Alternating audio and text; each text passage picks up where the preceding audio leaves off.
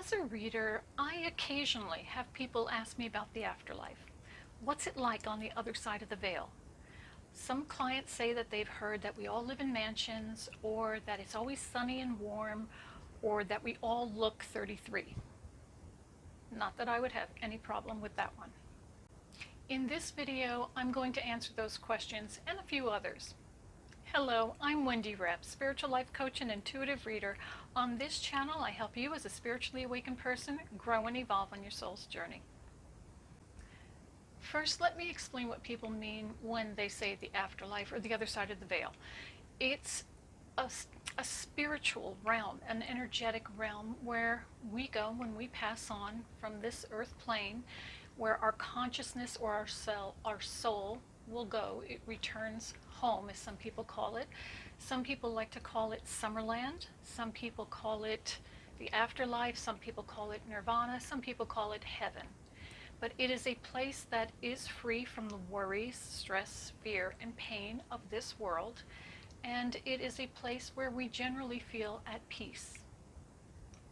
It's natural for all of us, especially people who are spiritually awakened, to want to know more about the afterlife, that place where we came from, that was home for us.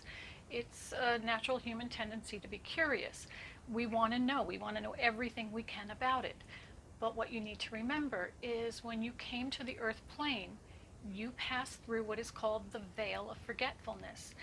And that's for a reason. You're meant to forget that life. You're meant to, we know about it, we feel it sometimes, we know it's there, but we're not meant to know too much about it, because when we're on this plane, we have to focus on our lives here and the lessons that we came here to learn.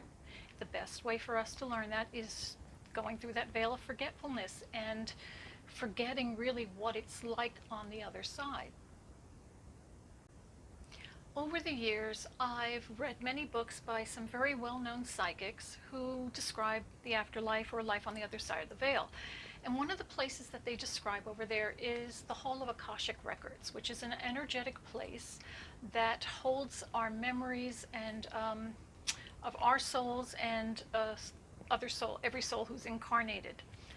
Now, the way I've heard it described, most psychics are pretty on point in the way that they describe it. And when I've gone there in meditation, it's very similar to what I've heard described by the psychics. The only difference is when I've heard other psychics describe it, including people I know, they talk about books. It's a massive library. The records are in books. Every time I go to the Hall of Records, the Akashic Hall of Records, I see scrolls. I see walls and walls and walls of scrolls, like ancient scrolls. It doesn't make me wrong. It doesn't make them right, or vice versa. It's just the way I perceive it. It's the same thing with the afterlife. I've heard many well-known psychics describe the afterlife, and some of them a little dogmatic about it. Yet when I go into meditations, I see things a little bit differently. Now, when some of these very famous and very well-known and very powerful psychics describe the afterlife, and then I go there in a meditation and I see things differently, it doesn't mean they're right, I'm wrong. It simply means that's their perception. That is what Spirit showed them for whatever reason. You need to understand we're all living here in different cultures and with different belief systems. And so our personal interpretation of the afterlife or the life on the other side of the veil is going to differ from person to person. I want you to think about this. There's a place off of the coast of India called the Bay of Bengal, and Bengal, and there's an island there. It's called the Sentinel Island. There's a group of people who live on this island who are very, very primitive, and they've had little or no exposure to the outside world. And when I say primitive, I mean arrows, stones, and rocks for their tools. They're not clothed, and if somebody from the outside tries to come onto their island, unfortunately, they will kill them. The government of India in 1956, I think it was, shut that island down. They don't let people near it. You're not allowed within 3 miles of it. They actually patrol around it to keep people off of that island. island to let those people be. It's considered a reserve now, and they don't want any violence either. But these people who have lived in our world, they're in the modern world, but they're not. They're living a very primitive life, and they have no knowledge of the things we know. Even if we've never traveled, we have seen pictures, videos, movies of beautiful places throughout the world. So our ideas and concepts of a world that would be a beautiful place to be or to wake up in when we pass on would be very different, very strange, and very foreign, and possibly very frightening to a person from that island when they pass on. So just know, when you do pass on from this life to the next, you are in a place that feels comfortable, that feels safe, that feels familiar. Spirit will make sure that your surroundings, when you are first greeted on the other side, will feel very much at home for you, depending on where you are from, what your culture and your beliefs are. You'll be surrounded by loved ones who you will recognize. It's going to be different for each of us. And from what I've been told from Spirit, that once we cross over and we go through that homecoming, if you will, we then begin to acclimate to the spirit world again.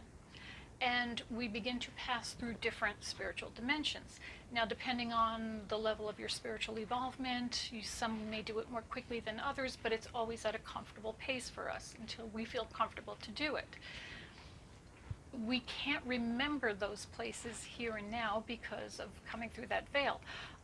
I want you to think of, like, if you've ever had surgery. I had surgery years ago, and when you're coming out of the anesthesia, you don't know what has happened, you're feeling confused, but usually as soon as you're coming out of the anesthesia, there are nurses around you, caregivers, family members, and they remind you that you're okay, you're safe, this is where you are now, and it begins to come back to you. It's the same way on the other side. Once you get there, it will gradually dawn on you where you are, and you'll begin to remember your life on the other side.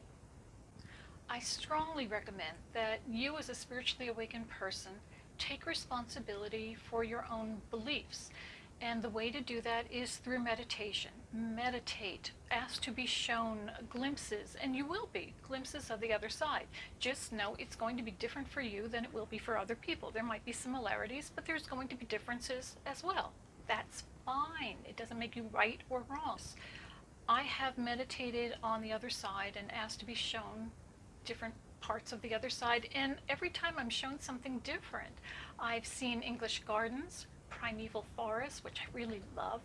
I've seen lush desert landscapes, and I know that sounds contradictory, but there's been lots of vegetation, waterfalls, and the colors in the rocks and the cliffs are just beautiful. It's not right or wrong if you see those things or don't see those things.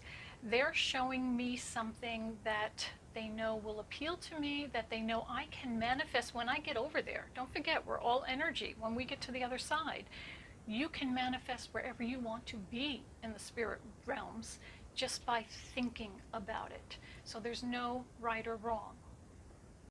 I can't prove to you that what I say I see on the other side when I go into meditation is the way it is.